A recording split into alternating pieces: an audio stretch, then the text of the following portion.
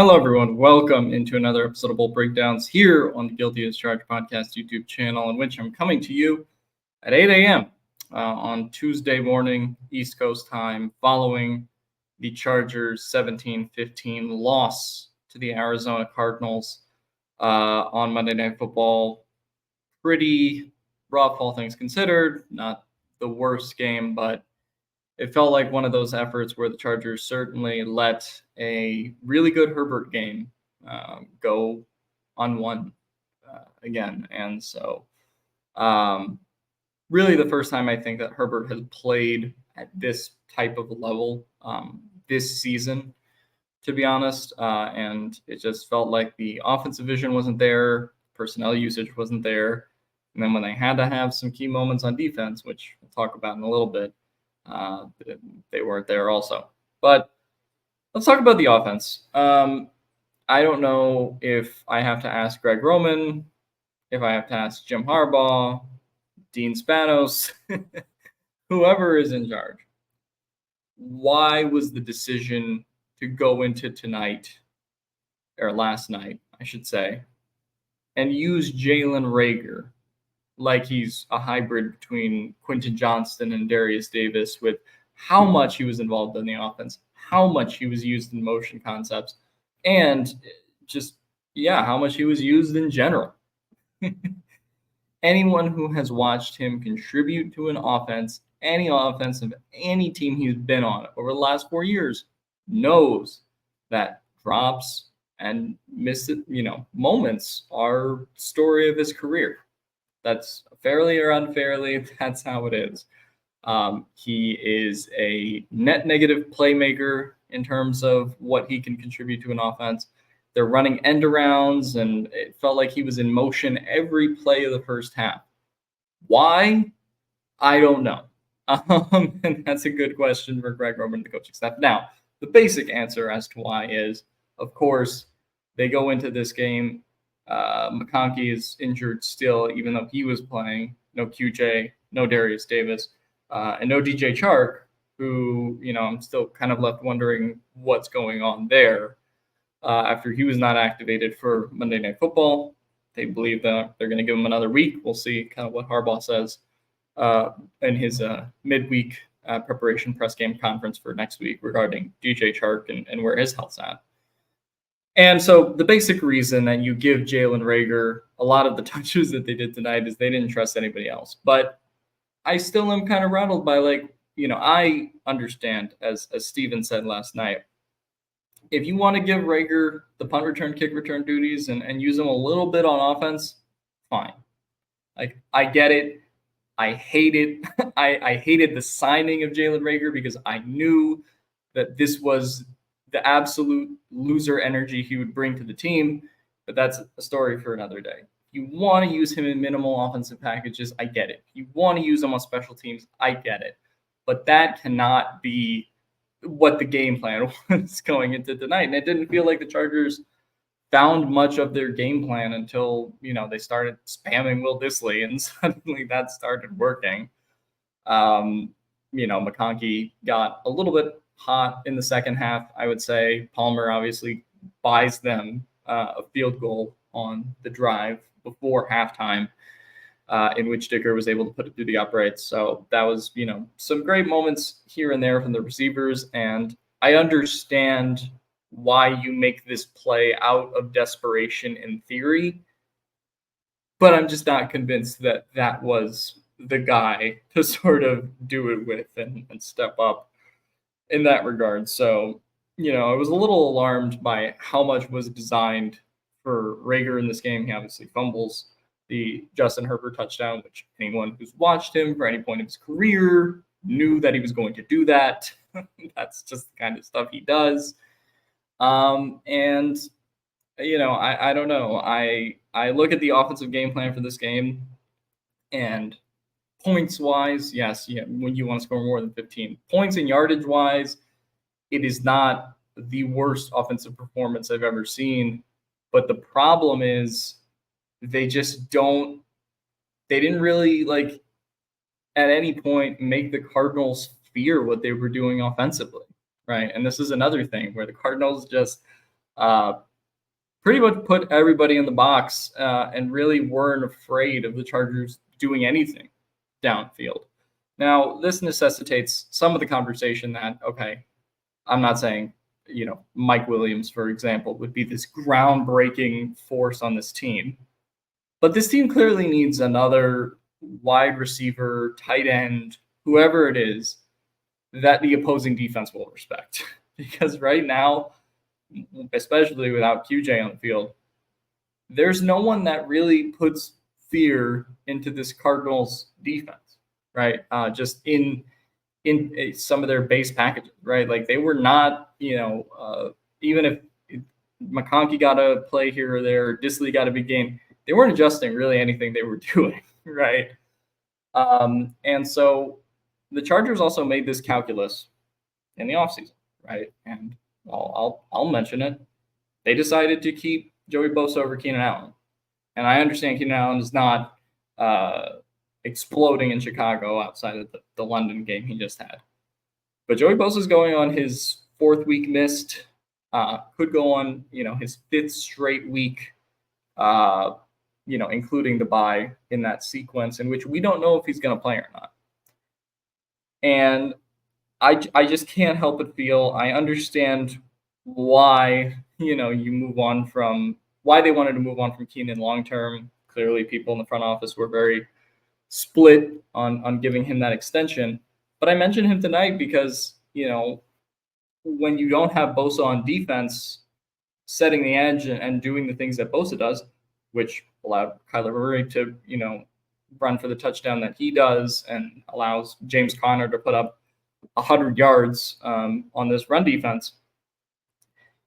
And you don't have the requisite offensive production. It goes back to what the thought process was throughout the offseason, which was, all right, we're going to clean the books, but did they have to clean the books this way? And the concerns that were raised about Joey Bosa, particularly his ability to be available in the offseason, were raised by everyone. Everyone thought about it. Everybody knew about it. And yet they still decided to go through, and now they don't have Bosa. Now they don't have a requisite wide receiver one who can, who the defense has to respect.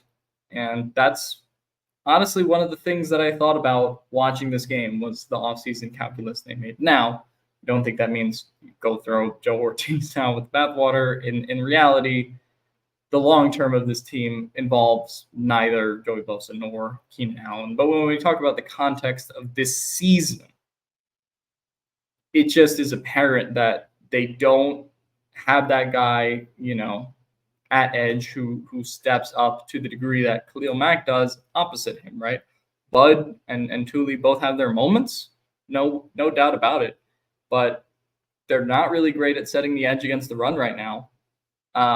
And also, Dupree misses his 2 or 3 sacks that he should have had on Bo Nix last week. And then obviously, just filling the gaps incorrectly, defensive line and edgewise, they end up giving up that big touchdown to Kyler.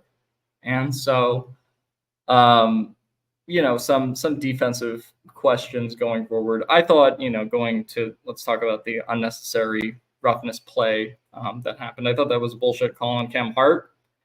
But the Chargers also forgot how to tackle for the entire rest of that drive. So for all the people who were doing the blame the refs and yeah, I was pissed in the moment too.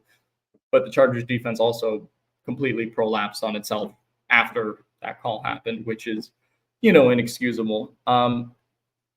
Game theory wise, I think you look at what Jesse Minter was trying to do with this defense tonight, and overall the game plan was fine. I just have questions about their ability to execute, particularly on the defensive line right now, because they don't have a lot of pass rush. And that's been something that's noticeable, I think, particularly in the second half of these games now. In fairness, they've gone against 2 of the most mobile quarterbacks in the league, in Bo Nix, in Kyler Murray. So I understand it on that level. But again, I think kind of regardless of the quarterback they're going against, we saw this against Mahomes as well. There are just some moments where they really struggle to kind of set the edge and either A, get that pass rush home, or, tonight or last night in particular with the Cardinals, get runs down in the backfield. And Connor was just sort of doing his thing where he pulls and pushes dudes. He's dragging Otito Igbonya on his back. And it just felt like this defensive line in particular, when I look at sort of the problemed groups, not that it was a bad performance by any member of the defensive line in particular, but I felt the same way I watched when I saw the Denver defensive line performance, or the Chargers defensive line performance in Denver, which was those guys were gassed and are being overtaxed, overutilized.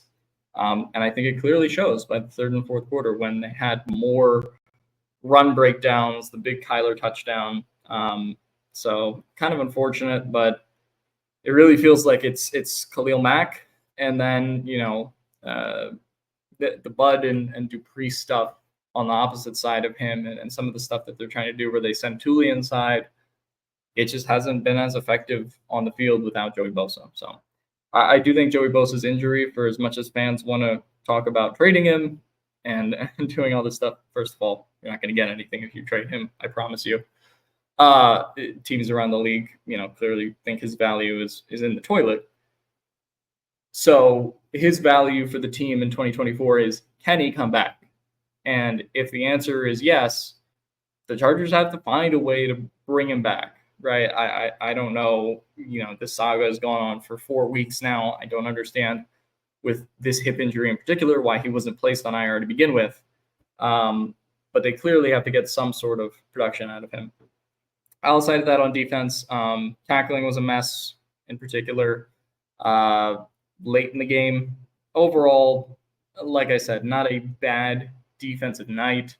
I thought, for what it's worth, if I want to give credit, Cam Hart and Tarheeb Still, I thought played pretty immaculate games given the circumstances, particularly Cam Hart on Marvin Harrison Jr., consistently forcing the issue. The tic-tac, I thought helmet to helmet at the end. I understand why the league calls it like they do, but still, I didn't totally mesh with that call in the way that they did it. So I thought overall you have to come out of this game encouraged with what you saw from really all of the cornerbacks for 90% of the game. And, it brings up questions about, certainly, are you going to play Asante Samuel Jr. to such a, intense degree when he comes back off of IR? I'll start that conversation 2 weeks early because I, have seen some pretty good performances from Cam Hart, from Still. Ja Taylor was pretty decent tonight. And so I think they have, pieces in this cornerback room going forward, developmental, not just this season, but future seasons as well with, I think, Hart, Fulton, I think who they'll try to bring back in free agency. We'll see exactly what happens there. But really, every member of the cornerback secondary tonight, I thought was pretty impressive. As far as the safeties, kind of a hit or miss game for both Derwin and Alohi. I didn't particularly notice them getting cooked in coverage or anything, but they also just weren't super noticeable throughout the game for most of it either. But yeah, no, I mean, that kind of summarizes some of my defensive thoughts. I think that anytime you hold an offense to 17, before I get too much into my doomer phase, yes, you did enough to win the game, and the Chargers offense should have been able to do way more than they did. But I just felt like this week in particular, the execution of the Minter plan from the players was a little lacking in the moments where they just needed that one more play, that one more down to get off the field, and whether it was a missed tackle, a penalty, or on the defensive line not having the gap integrity that they needed to have. I think those moments kind of, killed them a little bit. But the bigger problem is the offense, which I didn't want to, necessarily wait to do 15 minutes until the video. I don't know why I said I would start with the offense, but I started with the defense. But now we're going to the offense. Look, the reality of this team is that Simi Fehoko, no disrespect to him, is their starting outside X receiver. Josh Palmer, has obviously had an increased role as well, but he's dealing with some type of arm injury and probably is still working through the knee thing to a degree too. But as I said, credit to him for his little moment before halftime, which I thought was pretty clutch to be able to get that field goal on the board before the Chargers got the ball in the second half and should have theoretically been able to put it in the end zone coming out of halftime. Didn't happen. But yeah, I just think their preparation and their personnel, usage in this game really confounded me with what they were trying to do, right? And I sort of think they found it a little bit later in this game, exactly what that balance they wanted to strike is. And I think there are outcomes where they certainly could have won this game if they weren't so intent on using the game plan that they came in with, which involved a lot of Reagor motion concepts, as we mentioned before, and kind of really trying to push this run game that wasn't working. And that's another thing I want to talk about specifically with the offensive line. I thought it was a step forward, honestly, for the offensive line last week against Denver, where they took on the number one pass rush win rate team in the NFL. And all things considered, while I didn't think it was the best day for Pipkins or Jamari Sallier, I actually thought all of the other four offensive linemen who were playing, including Slater, Bozeman, Zion, and Alt, had pretty good days, both for the run, particularly towards Slater's side, and against the pass rush.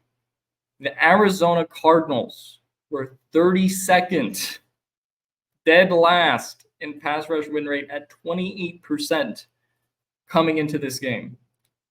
And you made them look like one of the best pass rushes I've ever seen, right?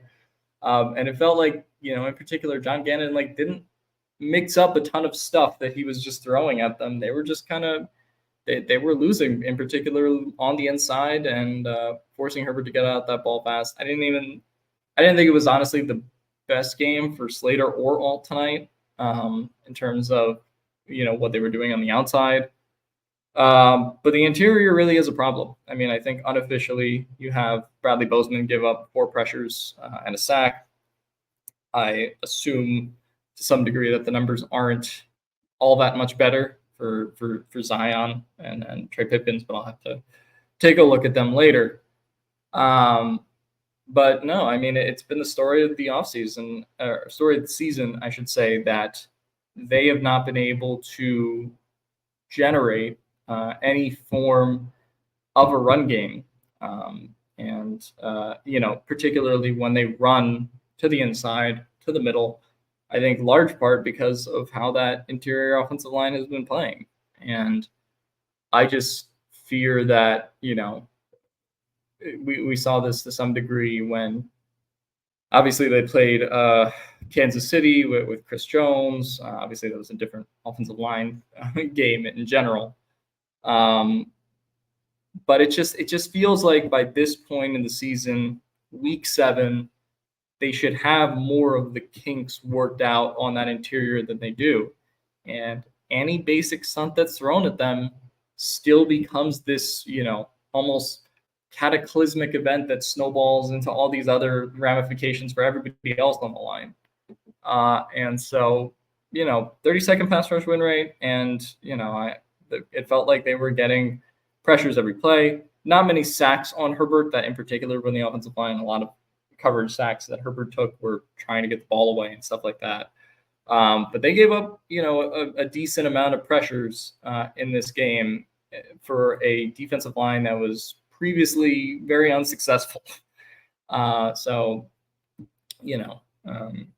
that was really that.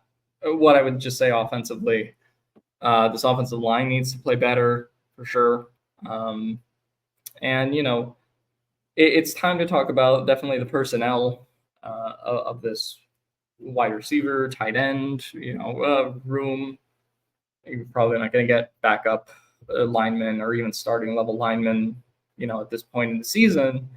But I do feel like they just need, they need more than a guy. Like, let's be very clear.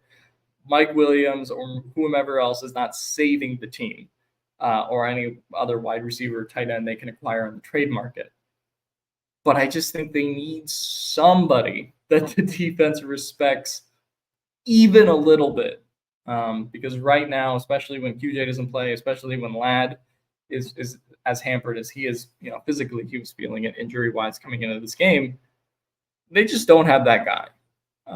And that's going to be a problem in terms of how defenses are covering you. And we saw it all night with Gannon basically, just shoving everyone in the box and being like, all right, well, we're not going to respect you deep if you don't have the tools, if you don't have the scheme to kind of beat us deep. And the one chance that they got with Jalen Reagor to really do that, he fumbles it out of the back of the end zone. So just, I don't know, very, very frustrating offensive game given where this team should be at this stage of the season. Overall, played it clean as far as I could see. Not a ton of, penalties on offense, and some of the issues that we were talking about with Greg Roman in the first couple of weeks of the season, where it just felt like from that standpoint, like the offensive line, need a lot of work. But it feels like it's week 7. They've had a bye to kind of like fix some of these issues, and it looked better against Denver, but then they revert to having a lot of the same offensive issues, personnel usage-wise, scheme-wise, offensive line-wise. And as I mentioned earlier, it feels like a game in which I would bet whenever the BFF grades come out today, that was probably Herbert's statistical best. Certainly was his statistical best game of the season, just using the raw numbers, right? 349 yards, 97.1 passer rating. It felt like Herbert could not misplace all that many balls. I can only think of maybe 2 or 3 that could have been better timed up wise, but he tried to put it on his guys pretty much every time, and it's really disappointing that I think they let Herbert down in such a capacity, but it is what it is. Yeah, I don't know if, I have too much more to say about this game. Will Disley, shout out to him for contributing for sure. As far as the offensive weapon situation, they have to make a move or this team will die. This team will not be able to contend in any playoff capacity to the degree that they want to if they are not making a move. So shout out Cam Dicker, but as Justin Herbert has to continue getting up at these press conferences and saying, got to put drives in the red zone, or finish your drives in the red zone, I should say. And when you don't do that, then you're not going to give yourself a chance to win. So a lot of frustrating issues with this team, particularly on the offensive side of the ball. I'm not going to sugarcoat it. I think it'll certainly be better once they get some of their guys back. I think not having QJ in this game was particularly felt. His absence and what they decided to do personnel-wise without him, Jalen Reagor. But I do think it'll look better going forward once they're able to get some of this offensive and defensive attrition that they've gone to sustain through this point in the season back in terms of the performances of the players. But on the injury side, are we that much closer to getting Joey Bosa back? I don't know, right? And that's a pretty big thing for the defense. Will they get their, full rotation of corners back by week 10, when I guess Asante will come off of IR? We'll see. But, yeah, didn't think it was the best game management game from Jim Harbaugh. The worst game by far that I've seen from Greg Roman this year. Just absolutely disgusting. And the defense has to learn how to tackle better, despite a pretty okay Jesse Minter game. So I don't have much to say about that. Bolt up and hope they beat the Saints.